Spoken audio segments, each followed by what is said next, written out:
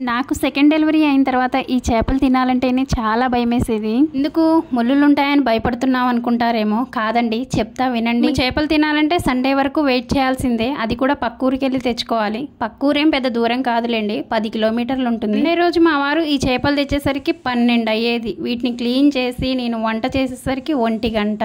వంట పూర్తయిన తర్వాత మా పెద్ద బాబుకు తినిపించాలి. తనకి ఈ కూర తినడము రాదు, ప్లస్ తనకి నచ్చదు కూడా. అలా అని వదిలిపెడతామా? బతిమలాడో బుజ్జగించో తినిపించాలి. అలా 1 గంట కాస్త 2 అయ్యేది. తర్వాత మా చిన్న బాబుకి, తనకి తినడం రాదు, తన్ని కూడా బతిమలాడి బుజ్జగించి తినిపించాలి. 2 కాస్త 3 అయ్యేది. మరి వాళ్ళిద్దరు కడుపులు నింపిన తర్వాత నేను కూడా కాస్త తినాలి కదా, 3 కాస్త 3:30 అయ్యేది. ఇలా లంచ్ టైం కాస్త స్నాక్స్ టైం అయ్యేది. ఈలోపు ఎవరైనా ఇంటికి అమ్మలక్కలు వచ్చారో ఏ కిత్నే బార్ ఖాతీయే అంటారండి. ఇదండి మా చేపల పురాణం. ఎప్పుడూ చేసే చేపల కూర కాకుండా ఇలా పొట్లంలో ఫిష్ ఫ్రై చేశాను. చాలా అంటే చాలా బాగుంది. మా వారికి కూడా చాలా బాగా నచ్చింది. వీడియో నచ్చితే లైక్